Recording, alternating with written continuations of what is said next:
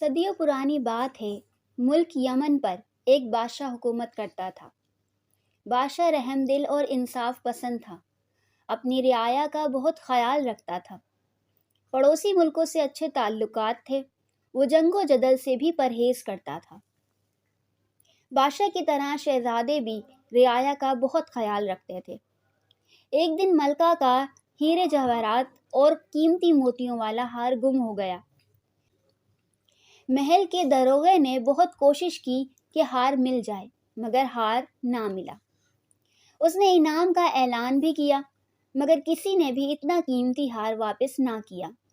آخر کار معاملہ بادشاہ تک پہنچا۔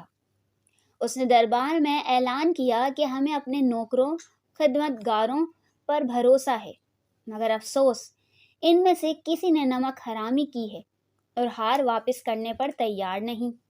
کوئی ایسا ذہین آدمی چاہیے جو ہمیں ہار ڈھونڈ کر دے، ہم اسے مالا مال کر دیں گے۔ بہت سے لوگ آئے، انہوں نے نوکروں خادموں سے پوچھ گچھ کی، مگر کوئی بھی ہار واپس کرنے پر تیار نہ ہوا۔ ایک دن دربار لگا ہوا تھا، ایک آدمی ایک گدھا پکڑے دربار میں آیا۔ بادشاہ سلامت، یہ جادوئی گدھا ہے، یہ آپ کا ہار ڈھونڈ کر دے گا۔ ابو ذر نے کہا۔ مگر کیسے؟ بادشاہ نے حیرانگی سے پوچھا۔ وہ ایسے بادشاہ سلامت، سب نوکر خادم خادمائیں باری باری اس کی دم کو ہاتھ لگائیں گی۔ جو ہی ہار چرانے والا ہاتھ لگائے گا، یہ ڈھینچو ڈھینچو کرنے لگے گا۔ سارے درباری حیران ہو گئے۔ انہوں نے کہا، ہمیں ہار سے غرض ہے۔ ابو ذر نے 2 خیمے لگانے کا کہا، ایک خیمے میں گدھا باندھ دیا اور دوسرے خیمے میں بادشاہ کے ساتھ بیٹھ گیا۔ اب سب نوکروں خادموں کو حکم دیا کہ وہ گدھے کی دم کو ہاتھ لگانے کے بعد اس خیمے سے ہوتے ہوئے باہر کو جائیں۔ سب باری باری گدھے والے خیمے سے ہوتے ہوئے گدھے کی دم کو ہاتھ لگاتے دوسرے خیمے میں داخل ہوتے گئے۔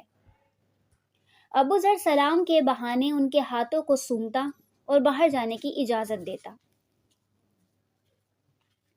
نوکر خادم آتے گئے اور ان کے ہاتھ سونگھتے انہیں باہر جانے کی اجازت دیتا جا رہا تھا کہ اچانک ایک خادم کو پکڑا اور بادشاہ سے کہا، بادشاہ سلامت، یہ آپ کا چور ہے، اس نے ملکہ صاحبہ کا ہار چرایا ہے۔ جب بادشاہ نے اس کی طرف دیکھا، وہ بادشاہ کے قدموں میں گر پڑا۔ بادشاہ سلامت، مجھے معاف کر دیں، میں لالچ میں پڑ گیا تھا، میں ابھی ہار واپس کرتا ہوں۔ بادشاہ نے اسے ہار لانے کا حکم دیا اور ابو ذر سے پوچھا، تم نے بڑی آسانی سے چور پکڑ لیا، یہ کیسے ممکن ہے؟ کیا گدھے نے تیری مدد کی؟ ابو ذر نے مسکراتے ہوئے کہا، بادشاہ سلامت، میرے گدھے میں کوئی کوالٹی نہیں، گدھا تو گدھا ہوتا ہے۔ میں نے اس کی دم پر تیز خوشبو لگائی تھی اور مشہور کیا تھا کہ چور دم کو ہاتھ لگائے وہ بولنے لگے گا۔ باقی سب نے گدھے کی دم کو ہاتھ لگایا، چونکہ یہ چور تھا، اس نے ہاتھ نہیں لگایا، نہ اس کے ہاتھ پر خوشبو لگی، بس میں نے پہچان لیا یہی چور ہے۔